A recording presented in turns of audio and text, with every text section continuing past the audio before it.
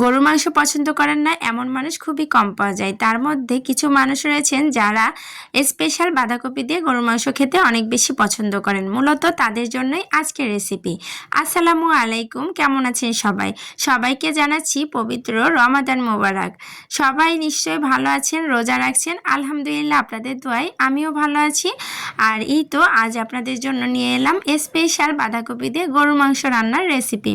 এই রান্নাটা মূলত আমার হাজবেন্ড পছন্দ করেন আর তার উপলক্ষেই মাঝে মাঝে রান্না করা হয়। তো আমি কিভাবে রান্না করি সেটাই আজ আপনাদের সাথে শেয়ার করব। প্রথমে আমি গরু মাংসটাকে ভালো মতো ধুয়ে পরিষ্কার করে পানি ঝরা দিয়ে নিয়েছি। দেন এর মধ্যে প্রথমে দিয়েছিলাম আদা বাটা, রসুন বাটা আর 2টা টমেটো কুচি, সাথে দিয়েছি পেঁয়াজ কুচি আর দিয়ে দিয়েছি সব ধরনের গুঁড়া মশলা, আর দিয়ে দিব পরিমাণ মতো সয়াবিন তেল, মানে রান্নার যে তেলটা ব্যবহার করি সেটাই। চাইলে কেউ আবার সরিষার তেলও দিতে পারেন।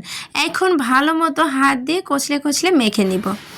আর ভালো মতো মাখানো হয়ে গেছে। এই পর্যায়ে আমার মনে পড়েছে এর মধ্যে একটু দারচিনি আর তেজপাতা দেওয়া দরকার। আর দিয়ে দিয়েছি লবণ। লবণটা অবশ্যই পরিমাণ মতো দিতে হবে। রান্নাতে লবণের পরিমাণ ঠিক না হলে রান্নার স্বাদটাই একদম বাজে হয়ে যায়।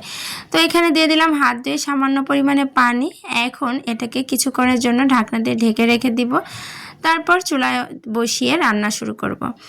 তো আমি এখানে 10-15 মিনিটের মতো ঢাকনা দিয়ে এমনিতেই রেখে দিয়েছিলাম। তারপর চুলায় তুলে দিয়ে একদম মিডিয়াম হিটে রান্না শুরু করেছিলাম। কিছুক্ষণ পরে ঢাকনা খুলে চেক করে একটু নাড়াচাড়া দেওয়ার জন্য এই তো রান্নাটা এখন শুরু হয়েছে বলা চলে। আর মাংসের গা থেকে কিন্তু বেশ খানিকটা পানিও বেরিয়েছে।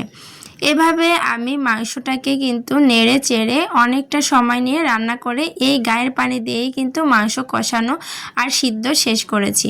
এভাবে যদি মাংস রান্না করা হয় দারুণ লাগে খেতে, আর এই মাংসের স্বাদটাও অনেক বেশি মজার হয়।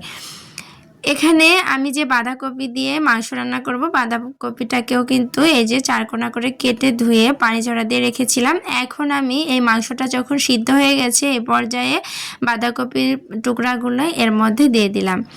এখন উল্টে পাল্টে নেড়ে চেড়ে নিতে হবে আর কষিয়ে নিব। এর মধ্যেই রান্না শেষ হয়ে যাবে বলতে পারেন, কারণ এই কষানোর মধ্যে বাঁধাকপি সিদ্ধ হয়ে যাবে। বাঁধাকপি সিদ্ধ হতে তো বেশি সময় লাগে না, তো সেজন্যই খুব শীঘ্রই রান্নাটা সম্পন্ন করা যাবে। আর এই পর্যায়েও কিন্তু আমি কোনো রকমের পানি ব্যবহার করি নাই। এভাবে নেড়ে চেড়েই বেশ খানিকটা সময় নিয়ে কষাতে কষাতে কিন্তু রান্নাটা প্রায় শেষ। আর বাঁধাকপি থেকেও বেশ খানিকটা পানি বেরিয়েছে বলতে পারেন। আর এই পানিতেই কিন্তু আমার বাঁধাকপিগুলো একেবারে সিদ্ধ মিহি হয়ে গেছে।